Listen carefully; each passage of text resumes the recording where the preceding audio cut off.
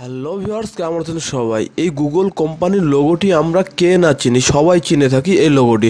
আসলে আমরা এই লোগোটি খুব অল্প সময়ে আমরা করতে পারি অ্যাডোবি ইলাস্ট্রেটর সুইচের মাধ্যমে। চলুন দেখি আমরা কিভাবে খুব অল্প সময়ে এই লোগো ডিজাইনটা আমরা করতে পারি।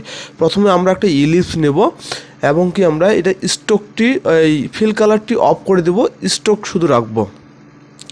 দেন কন্ট্রোল-সি কন্ট্রোল-অ্যাপ প্রেস করে শিফট অল্টার প্রেস করে আমরা এটা মাঝ বরাবর ছোট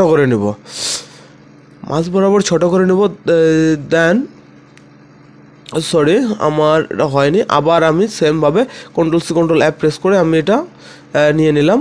দেন আমরা আরেকটা এখানে কপি করে নেব, কন্ট্রোল-সি কন্ট্রোল-অ্যাপ প্রেস করে শিফট অল্টার প্রেস করে আমরা এরকমভাবে নিয়ে নেব। দেন আমরা কন্ট্রোল-ওয়াই প্রেস করব, কিবোর্ড থেকে কন্ট্রোল-ওয়াই প্রেস করব, লাইন টুলে যাব, লাইন টুল থেকে এইখান থেকে মাঝের স্ট্রোকটা থেকে আমরা এইদিকে একটা লাইন টানবো। দেন আমরা রোটেট টুলে যাব, এই যে বৃত্তের যে মাঝখানে পয়েন্ট আছে এই পয়েন্টে আমরা অল্টার প্রেস করে ক্লিক করব। দেন আমরা 120 দিয়ে আমরা কন্ট্রোল-ডি দিয়ে কপি করব।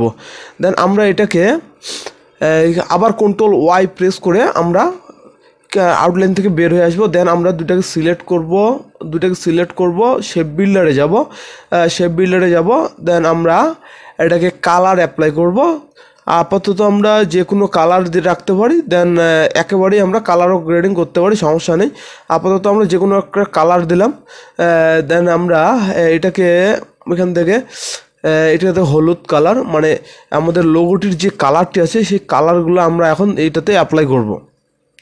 দেন আমরা স্টক এইগুলাকে কাটে দেব, তারপর আমরা স্টকটা অফ করে দেব। এখন আমরা আবার এটাতে এখানে ক্লিক করে এই সাইডেরটাকে ক্লিক করে আমরা এটার কালার পরিবর্তন করব।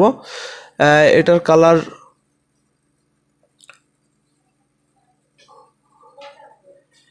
উপরে আমরা দিব লাল কালার, দেন আমরা এখানে দিব হলুদ, এই সাইডে দিব আমরা হলুদ কালার। ওইখান থেকে আমরা কালার পরিবর্তন করব। দেন দেখেন আমাদের লোগোর কালার কিন্তু হয়ে গেছে। এখন আমাদের এই মাঝখানের কালারটি আমরা দেব এখানে। দেখেন আমাদের লোগোটি কিন্তু তৈরি হয়ে গেছে খুব অল্প সময়ে। গুগল একটা বড় ব্র্যান্ড, দেখেন এর গুগল কোম্পানির লোগোটি আমরা কিভাবে খুব সহজে অল্প সময়ে তৈরি করতে পারলাম। ধন্যবাদ বন্ধুরা, ভিডিওটি